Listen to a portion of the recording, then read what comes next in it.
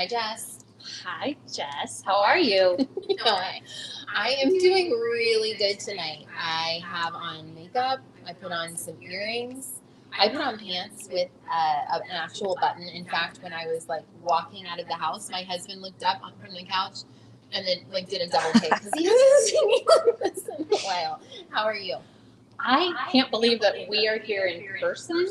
Normally, I am in the basement in my pillow fort while we are recording a podcast, but I'm super excited because I'm wearing lipstick. And in the post-COVID mask-wearing world, lipstick is a rarity. So I'm happy that we're social distancing and that we were in our masks before, but now lipstick is showing.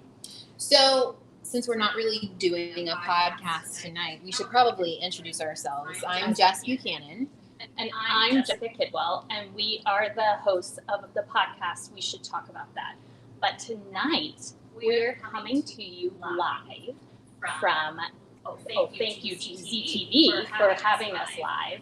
But we are coming to you live from the state-of-the-art workspace and absolutely hip and beautiful ALX Community in Old Town Alexandria to celebrate the launch of Martha Carucci's new book, Sobrietease 2, Make It a Double, which came out today and is available to purchase wherever you buy your books, online or in person, but hopefully shop local. So, Martha, we'll get to you in just a minute. Take your time. I'm good right here. We just want to remind the audience that this is a Facebook Live, so that means that there are question capabilities. So as we are talking, and Martha's doing some readings, and she's going to talk about her experience in her book writing, you can go ahead and put in your questions, things that you want to ask Martha about writing her book and about her experience altogether. And at the end, we're going to take about 10 to 15 minutes, and she's going to answer those for you.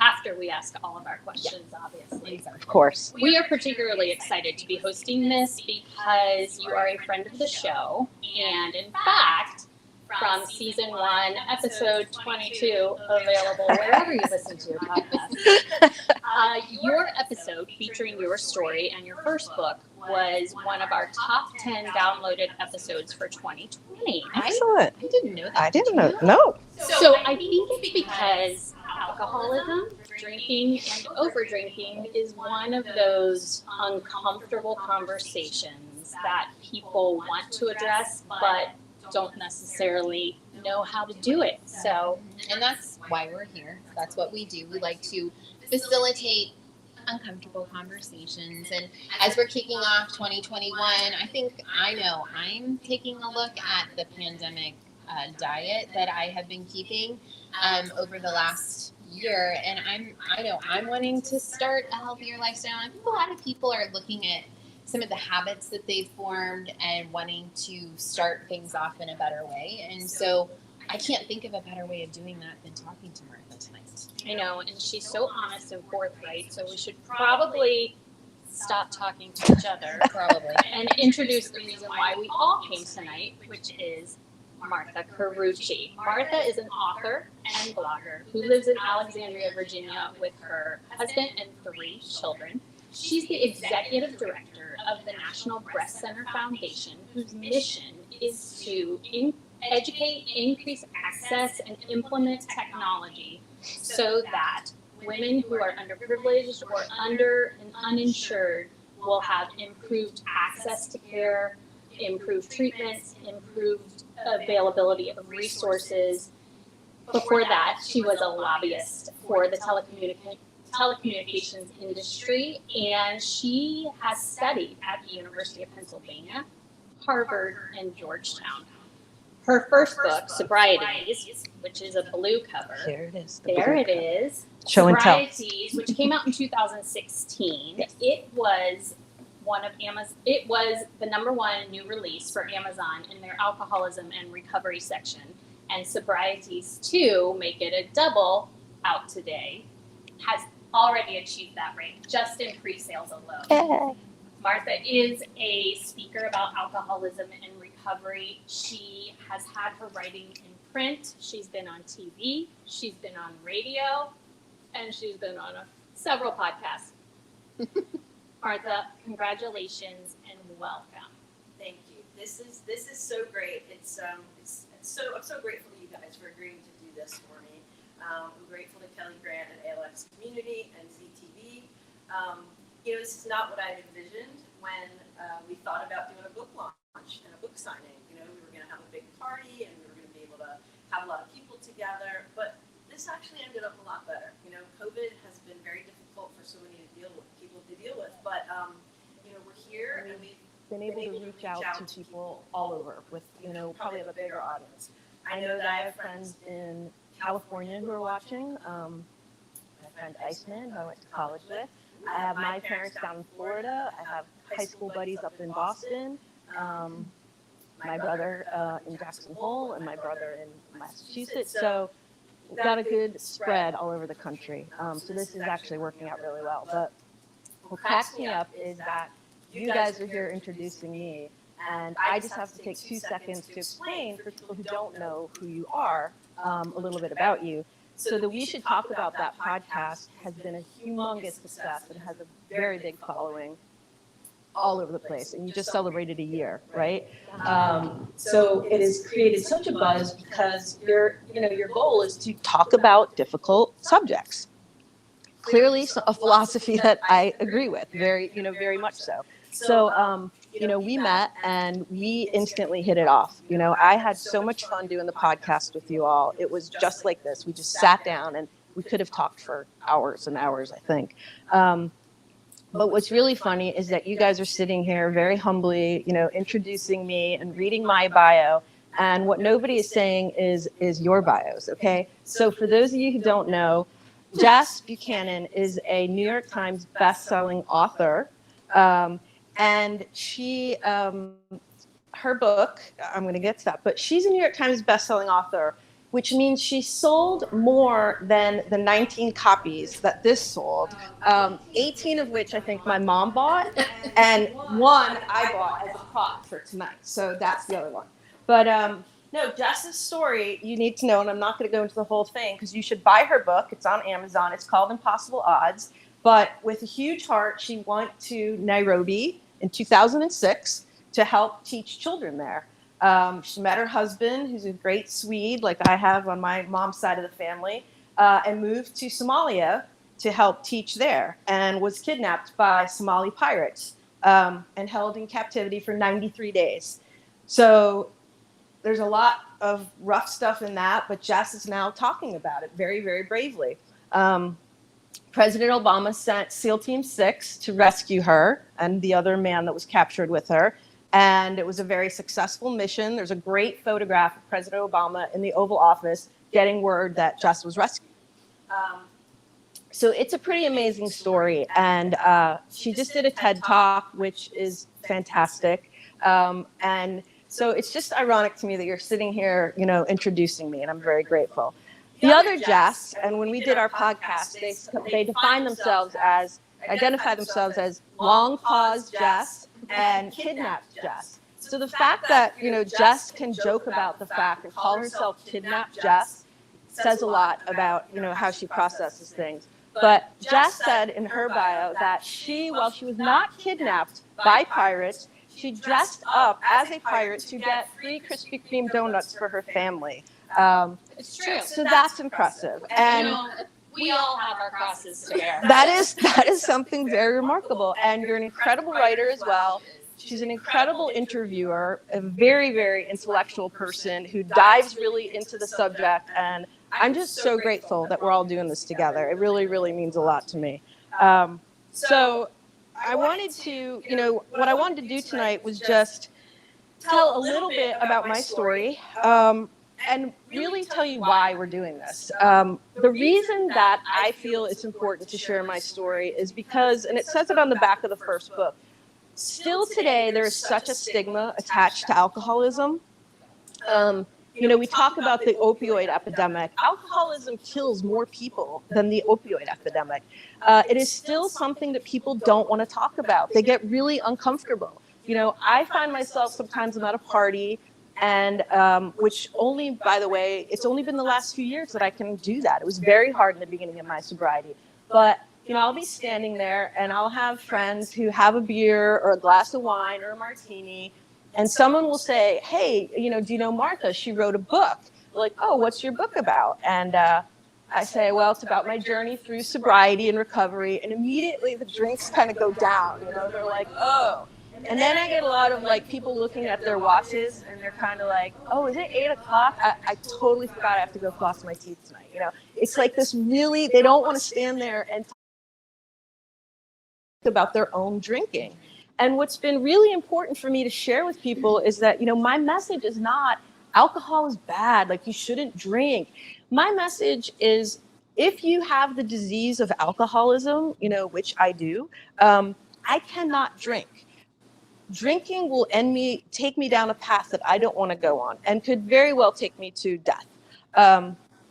It sounds dramatic, but it's true. So, what I started to say was that when people hear the word alcoholic, a lot of times they think about the bum under the bridge with the brown paper bag, with a bottle in it. And they don't necessarily think of the woman like me who, might be sitting next to you at your kid's soccer game or at the PTA meeting, and they might not look at me and think that, but they have no idea how bad things were when I was in the throes of my disease. Alcoholism is a progressive disease. So it's really interesting because a lot of people have reached out, and we're going to get to that over the holidays and especially during COVID. Yeah, but someone reached out and said recently that he got out of rehab, went there after an intervention from his family, really good friends flew in, and he got out of rehab and he relapsed.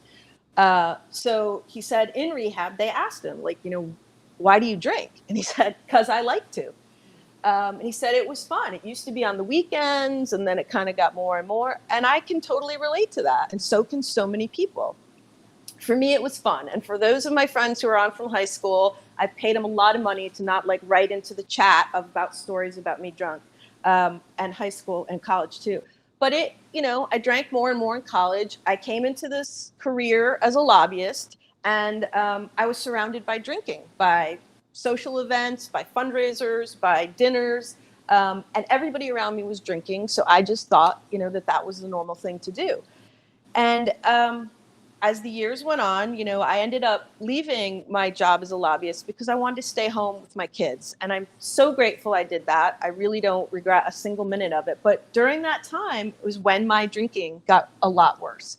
I would wait until, 5 o'clock when it was time to make dinner. And I heard this on your podcast the other day, which was very interesting. I would think, oh, thank God, I can open a bottle of wine right now and have a little bit of, just a time to relax. And this is my way to unwind. And it was also like, I deserve it. I have little kids. I'm stressful. So I would open the bottle of wine and have a glass. And before I knew it, it was another glass. And before I knew it, the bottle was gone. And I would hide that bottle in the recycling bin before my husband came home. So he didn't know I'd already had a whole bottle. Most nights I would pass out probably before it was time to tuck my kids into bed. And you got to realize, I joke around a lot. And the book, we'll talk about that. But, the title and the humor, this was very painful stuff for me.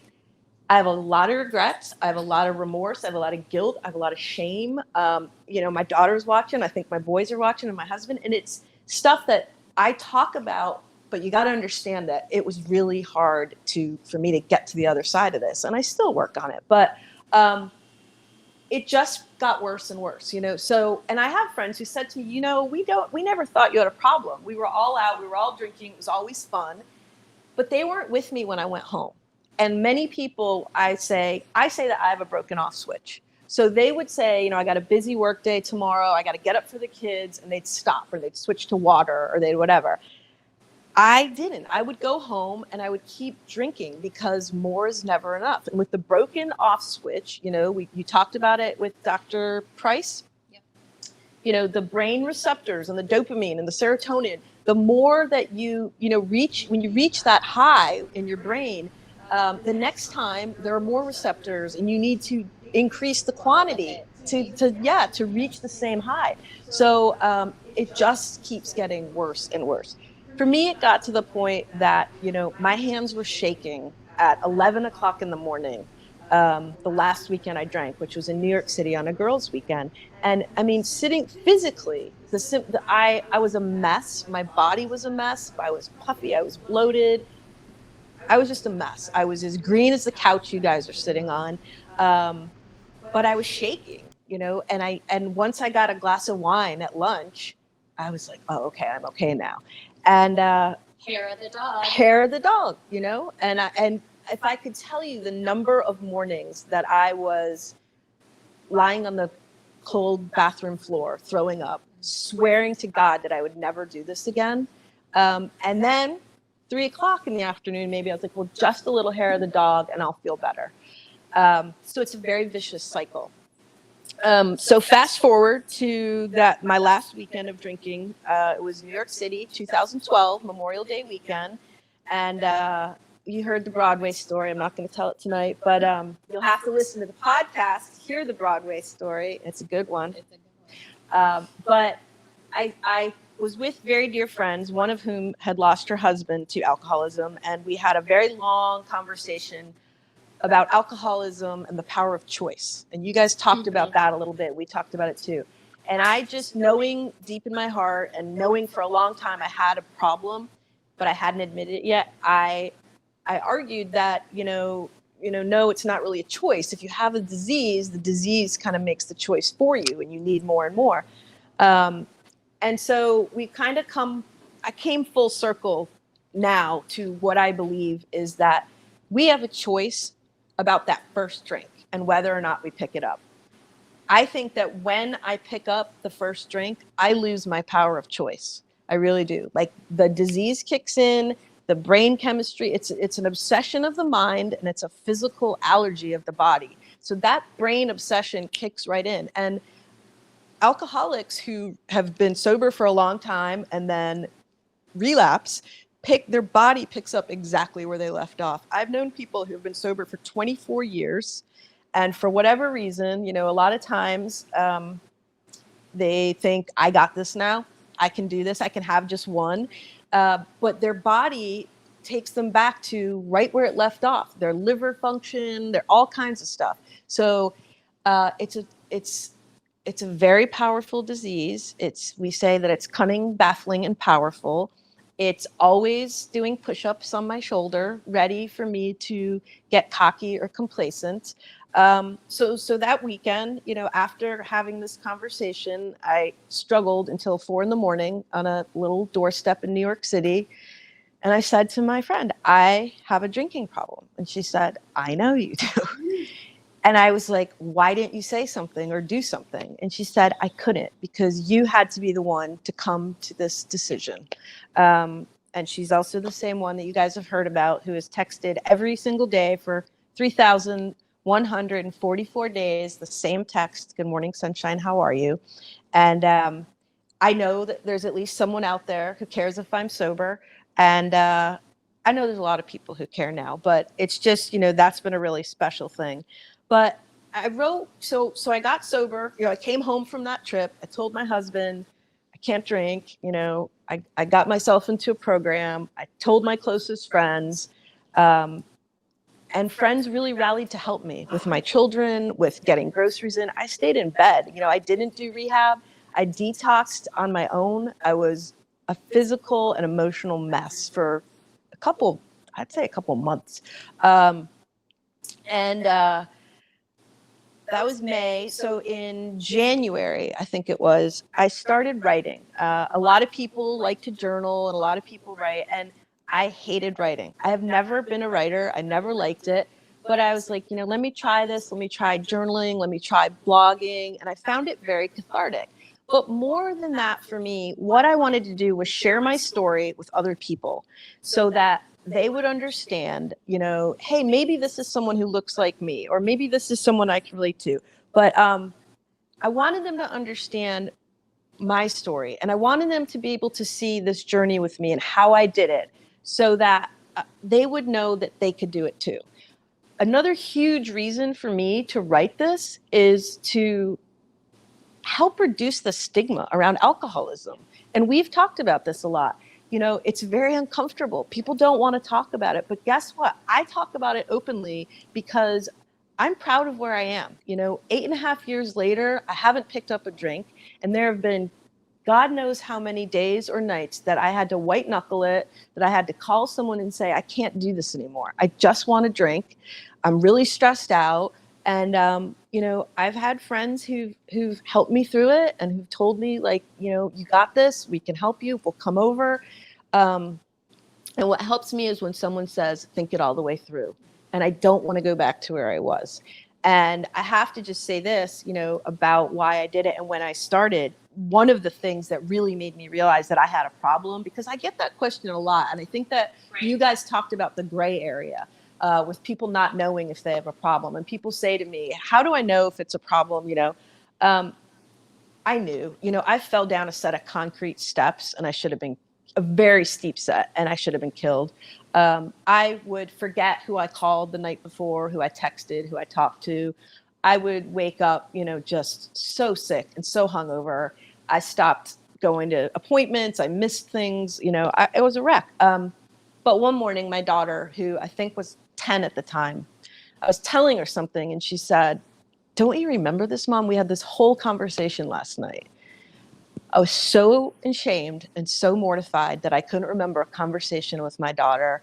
But, even that wasn't enough to make me stop. But that was in my head that, like, I've got to get some help. And I did. And I'm very grateful that I'm sitting here today I'm present for my kids. They know my story and they know that they have to be mindful as they grow up because alcoholism can be a genetic, disease. So I wrote the book, I started writing the blog and I kept it anonymous for a year as Sober Mom. I wrote it. And a local pastor asked me if he could interview me for his congregation. He said, I'll play your voice anonymously and, I won't identify you, but I feel like your story could really help some people. So I talked to my husband and I thought he was going to say, like, hell no, or are you going to share our personal story? But he said, look, if you feel strongly about helping people with this, why don't you do it? And I talked to my daughter, who was the oldest of my 3 children. And I said, what would you think if I decided to talk about this openly? And what if one of your friends said to you, oh, your mom's an alcoholic? She didn't even hesitate. She said, I would say that my mom used to drink a lot and she doesn't anymore. And I'm really proud of her. And that to me, sorry, I just hit the microphone, was all I needed to hear to go forward. So I came out, I wrote a piece in the first book called Coming Out Party. And I said, almost everyone knows someone who is affected one way or another by alcoholism or addiction. And if you don't, then you do right now. It's me. I've been the one writing this. And, I'm going to share my story. And I was overwhelmed by the amount of support that I got from people. I was a little bummed out that nobody was like shocked, That's what I was going to ask. Were people really surprised? No, they were like, come on. Did they know that you've been writing the blog? Mm-mm. Okay, so they were Just my close friends. Okay. Yeah. So, Also made life easier for me. I used to, anywhere I went, I had to figure out, I'd be like, oh, who knows, who doesn't know? What are they talking about? Seltzer, or are they going to try to Offer me a drink. So it made it very easy. I was like, here I am, and I'm doing it. It was very liberating. Kind of Yeah. stop hiding behind the story. Yep, exactly. Well, it's like different layers of hiding too, right? Because first you're hiding behind the alcohol, Right. and then you step around that, Right. and then you're hiding behind your anonymous front, I guess. Right. And you walk Sober around mom. that. Sober Mom. And then here you are in all your glory with a second book that has come out. In all my glory. in all Thanks, your Jeff. sober glory. And I just think it's so incredible. And this is why we tell our stories, because your pain has brought you to a place of purpose. Yeah. I like to say that I took my mess and turned it into a message. I love that. I do love that. I remember that from talking with you the first time. We definitely want to have you read from the second book. Okay. But we do have a question that just came Alrighty, in. okay. It says, Martha, you have been very open about your low points with this disease. Can you share a few highlights that lifted your spirits? Wow, that's a great question. I think for me, the highlights are the clarity that comes, being able to be my authentic self, my real self. And I used to think I needed to get that from alcohol. So when I felt nervous about walking into a social function, which people don't really think, but I did, I would grab liquid courage. I would be like, let me have a drink, and then I can walk in, and then I'm going to be more comfortable and be more fun. And I've learned that, I am still fun. I can still be fun without the alcohol. I can be more real. When I drank heavily, it numbed everything, and I wanted it to numb everything. But when you numb everything, you numb the bad and the good. Yep. And right now, I would much rather feel the bad and the good so I can feel the good. And there's real good to be had out there and to be felt. So I'd say just being present for my kids, for my family, for my friends, being real, And I think, Jess and I have talked about this, and I would never compare my situation to hers, but like after you go through something like you did, and everybody has something in their life, I'm not special, but when you go, you find time to be more authentic, and surround yourself with people that you can have real conversations with and be yourself and be comfortable. And I think that's the greatest thing that came out of my sobriety for me. And how many people I have met and I've been humbled by them giving me a chance to share my story with them. I never pretend to have all the answers and never think that I can fix everyone. I can only tell them that, like, look, I'll share with you what worked for me, and I'll point you in the direction to get some help. But I want them to know, like my friend said, when I said, why didn't you help me? And why didn't you do something? I was the only one who could come to the decision. It's a self-diagnosed disease. I'm the only person who can say, I am an alcoholic and I don't want to keep doing this. I want to get help. But I don't have to do it alone. And that's the greatest thing, is that, you have to be the only one who can decide it, but you don't have to do it alone. So I hope that answered the question. So book 1 was a compendium of the blog posts that you were putting out kind of as a cathartic process, writing as Sober Mom. Can you tell us a little bit about how Sobrietease 2 differs from Sobrietease, or does it at all? Is it just more of a continuation about that journey? It's a continuation, but I think that the second book, and I'm really going to be anxious to see, and I hope that people, if you buy it on Amazon, please think about writing a review. That would really, really help me a lot. Last book was all 5-star reviews, so that was great. But I think that this book is actually much better written. Like, my writing got better, my story got better. What I have learned so much on this journey, a lot from the people that I'm in recovery with, and a lot from the people that have shared their story with me. I would never, ever violate anyone's anonymity. People know that when they come to talk to me, it's completely confidential. And people choose to be anonymous. That's fine. I choose to be open. And you would not believe the number of people who reached out to me from all over the world who have said that my story has helped them. And that, means the world to me. I didn't write this book to get rich. I've given away far more copies of this book than I've sold. I go and I speak to women in recovery. I speak to women in sober living houses. I speak to women in jail. And I just give them the book because when I wrote it, I said, if I could help just one person with this, that's all that matters to me. And I know it's been far more than just one person. There's a man who writes to me on Twitter. He lives in Florida. And he wrote to me and said, thanks to you, I have 3 years of sobriety. And my wife and I are so grateful to you because no one explained it like you did. I have a broken off switch just like you write about. And he also said, that he was the designated driver for the first time ever for St. Patrick's Day. And he said, it's a badge I wear with honor, and I'm grateful to you. And I mean, that's crazy. And then, we can talk later about the work writings, but there are people who are struggling and don't know where to go. And if they know that they can ask me, I'll share what I can to help them. So. Well, it's the power of stories. Yeah. That's why we do what we do. It's clearly why you do what you do. And I think that knowing that you're not alone has got to be part of the message that your mess has allowed to happen. That you being open might not be for everybody, but it allows a place for someone who needs to not feel alone, Right. but doesn't feel comfortable being open, can go and can find their story within your story. Right. And before I read, because I know we got to get to that, I just want to say kind of, you know, why I wrote this and who this book is for. This book is not for alcoholics, you know, it is for everyone. It is for everyone who has struggled with anything in their life.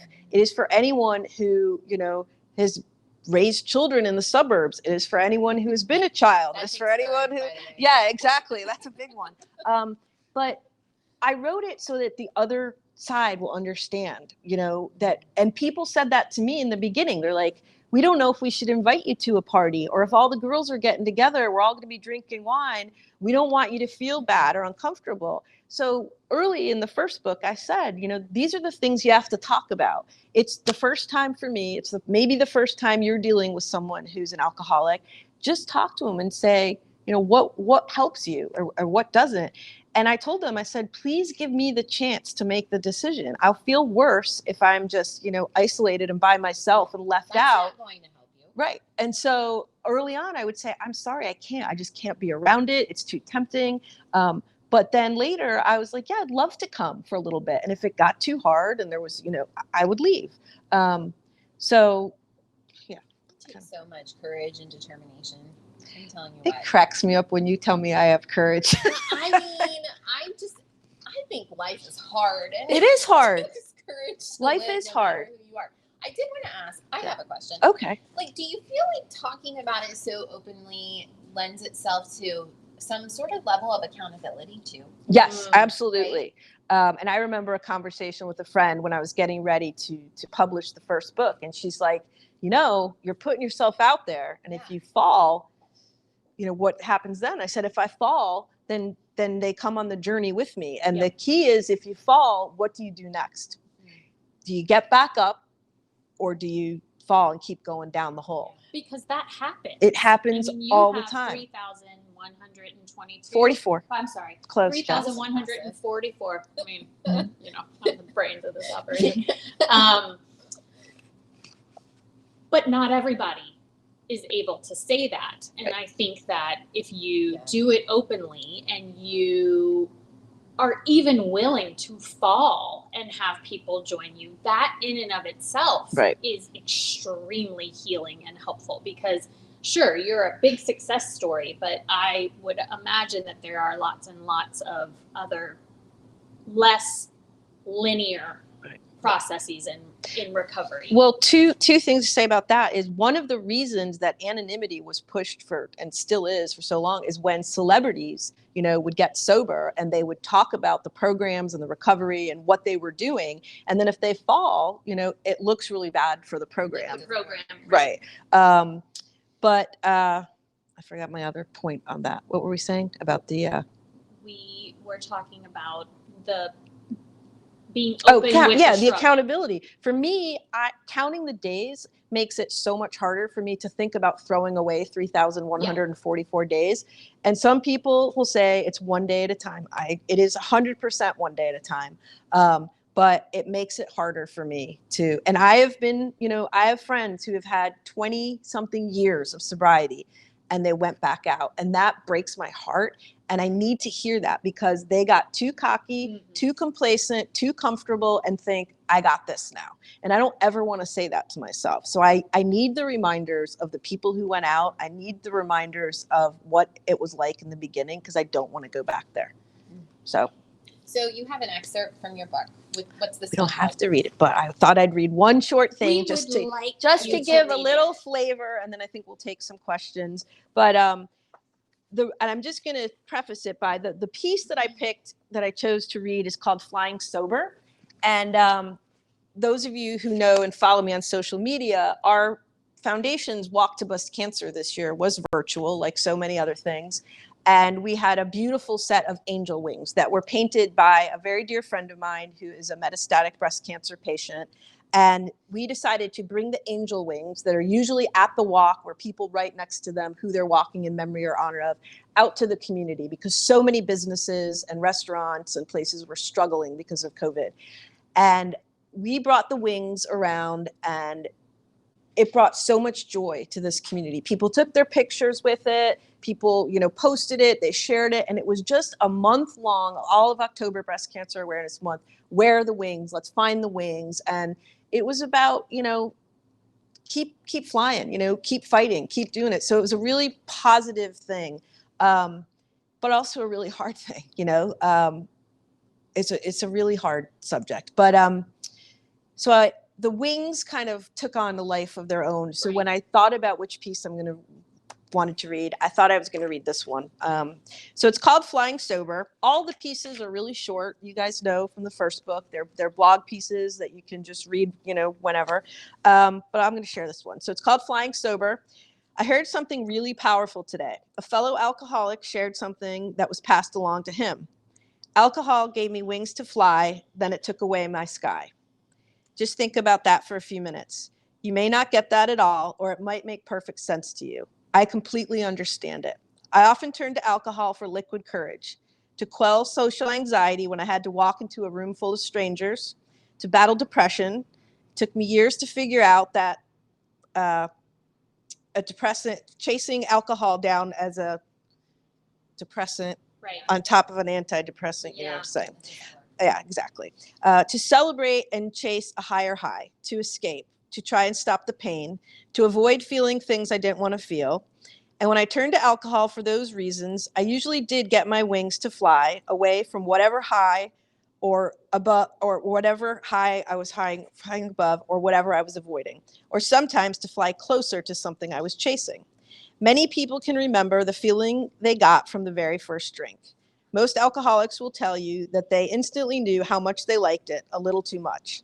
It may be gradual, but they will continue to try to recreate that buzz, often at a great cost. The kid who is shy and quiet might have put a drink or two in him and felt like he was the life of the party. The woman who is afraid to walk into a crowded room full of strangers might have downed a glass of wine, let out a deep breath, and marched in with newfound confidence. Wings. Sometimes while we are drinking, we feel invincible. We feel no pain. Hell, I fell down a steep flight of concrete steps and should have been killed. But somehow, in my alcoholic stupor, I hobbled away.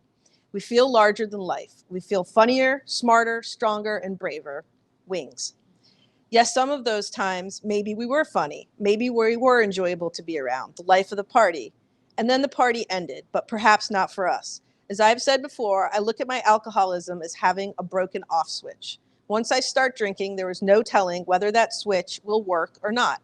While other people may recognize they have had enough and should probably put on the brakes, I'm only getting warmed up. If I feel good and buzzed, I only want to feel better and fly higher.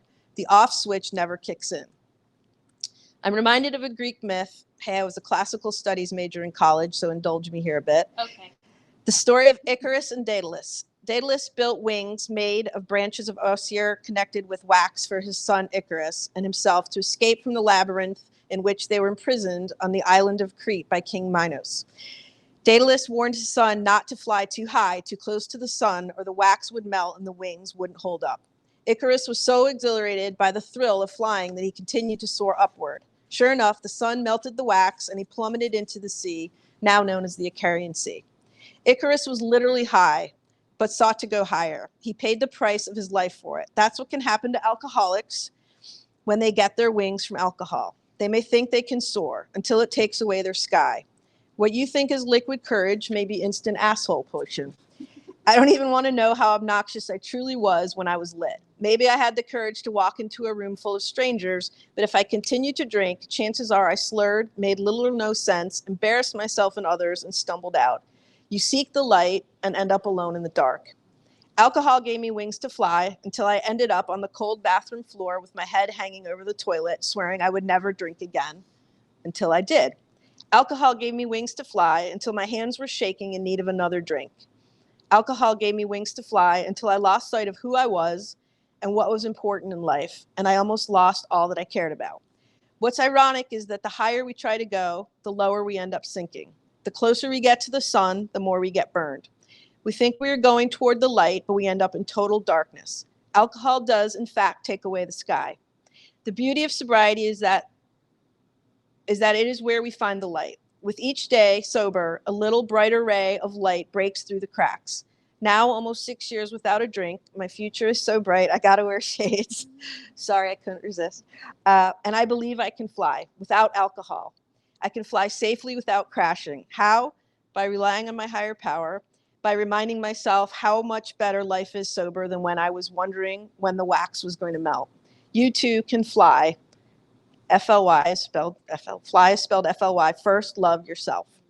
Until you spread your wings, you have no idea how far you can fly.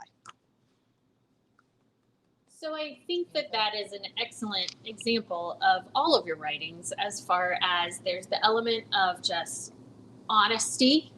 There's the humor that makes it more approachable to people who feel super uncomfortable about we shouldn't be talking about this. We should not be talking about this. So it kind of disarms people so that then the message can come through in a way that is so desperately needed. Yeah. Thank you. And I just kept sitting there thinking while you were reading is that you are the light. You are the light. Thank you, Jess. And you are shining so brightly. Thank you. You are the light. Thank you for shining it and for sharing it with us. We are so lucky, and you are so generous. Yep. For doing that. Wow. Thank you. I think the same about you guys. So we have questions that are coming in, maybe? Oh, We gosh. got stacks. Give me Stacks. some. Wow. Okay, Okay. you go first, because I have been talking a lot. Okay. I really hope the peanut gallery over there screened them very well. So What? I have faith in that peanut gallery. What are your motivators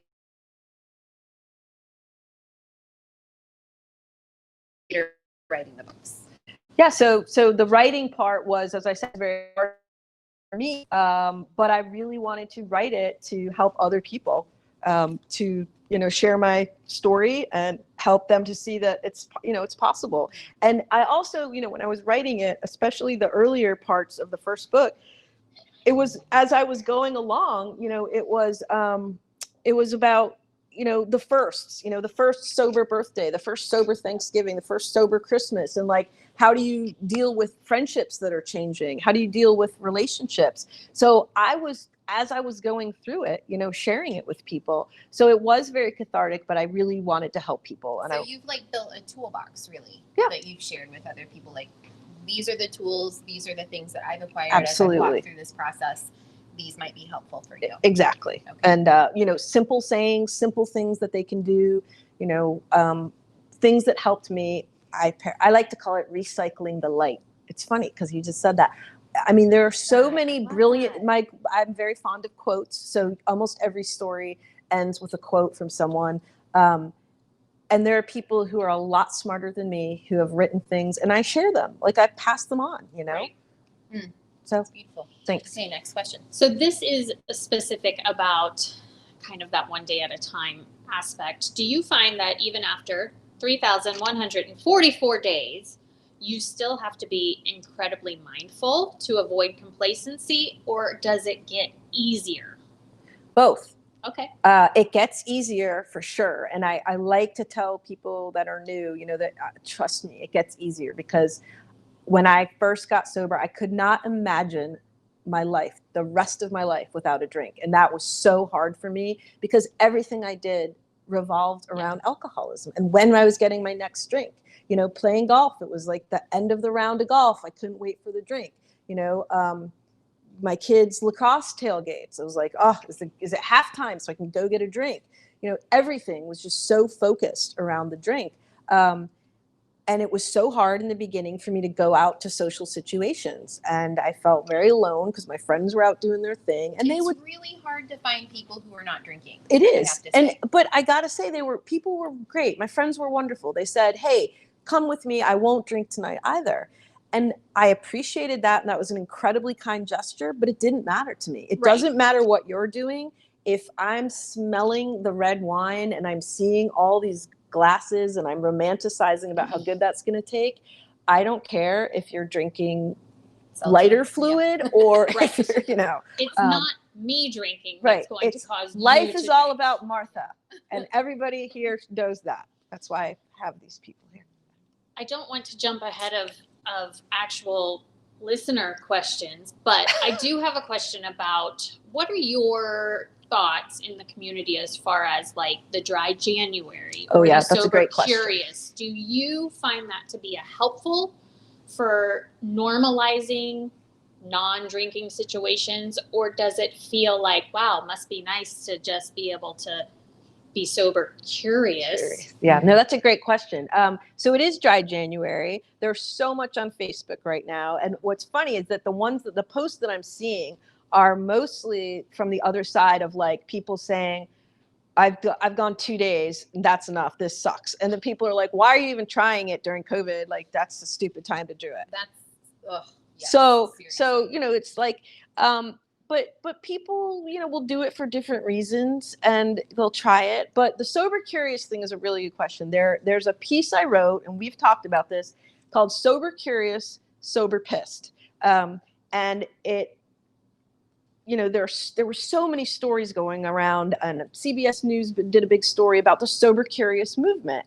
And a lot of bars were opening up in LA and Dallas and New York that were offering places that are alcohol free, but you know, people could go and check them out. So it was this popping up of the sober curious movement.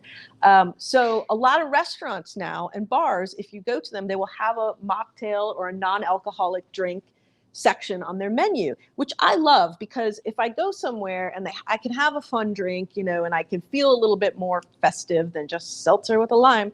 Ooh, lime. Getting crazy if we switch to lemon. So I went somewhere for a business dinner at the holidays, you know, and they had a great list of non-alcoholic drinks. And I told the waiter that I wanted this particular drink from the non-alcoholic drink menu. He's like, great. He brings it. You know, I'm with my boss, I'm with work colleagues. They're all drinking quite a bit. So he comes around and he's to get another round for everyone. And he says, you know, would you like another drink? I said, yeah, I think this time I want to try this drink, you know, also from the non-alcoholic drink menu. And he goes, oh, you wanted that non-alcoholic? I said, yeah. He goes, because the first drink I brought you had alcohol in it. And like my heart stopped. Yeah. And like everyone at the table that knows I've been sober was just didn't know what to say. And whenever I tell this story, people gasp. And I looked at the guy and I was like, no, like I specifically asked you for no alcohol. And he's like, well, you know, I sorry, but it had alcohol. And then after a few minutes, he was like, I'm just joking. And you're with work colleagues. That's like one of the worst stories ever. So I didn't want to get the manager over, make a big scene in front of my boss. So I called the manager the next day and I said, I need to explain to you what happened at your restaurant last night. I was like, if you offer a non-alcoholic drink menu and someone orders a drink from that menu, you do not know whether they are allergic to alcohol, whether they are pregnant, whether they are on medication that will give them a bad reaction, whether they're the designated driver, or whether they're like me and they're a recovering alcoholic. And he just said, let me tell you that I've been sober for 13 years. This is absolutely not acceptable. I know which waiter you're talking about. We did not give them training to be comedians. I am not only going to talk to him, but I'm going to talk to my whole staff because this is a really important issue. So that piece, you know, I got such a reaction from people because they couldn't believe that someone would be that insensitive. But, you know, if sober curious is a lot of people are just very health conscious right now. You know, they don't want to drink. A lot of people are cutting back. A lot of people are increasing a lot right now during COVID.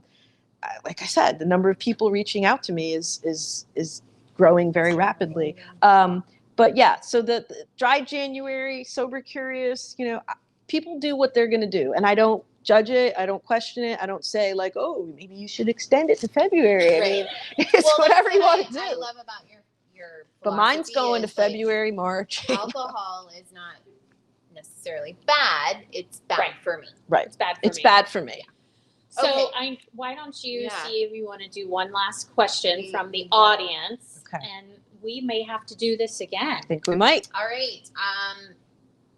Is your book locally sold anywhere? Great question. It is going to be at a few places. I'm going to put it on my website so they can see the full What's your list. website? Sobrietease.com. Also on my Facebook page, and Sobrietease on Facebook and on Instagram. So I will do a list, but there are a few local places. Nature's Nibbles, our friend Nicole at Redesign in Today is going to carry it. And I know I'm going to forget a few places, but they can get them locally, and they can order them on Amazon, Barnes & Noble, Books A Million, All few the places. all the places, yeah. So we said this the first time we met you, which was, God, we could talk Yeah. for Hours. hours. True. But apparently the phone battery is not available for Technical hours. difficulties. Excellent. So we are so grateful to you. Congratulations yet again. Thank you for. Thank you guys. This was Shining fun. your This was light. really, You really are. fun. You're the light, And, Martha. It's not a launch party, but it was kind of fun, I think. I think it was really fun, and I'm anxious to see who was watching out there. And shout out to everyone who took the time to watch tonight, or they're watching in a recording later. Shout out to let's cheers. ALX Community for hosting us. Shall we cheers? We shall cheers, and we're gonna have some fun Socially mocktails distant after cheers. this. Yeah. Congratulations, Martha. Thanks. Thank you guys. To 2021. Here. Better one for all of us this year.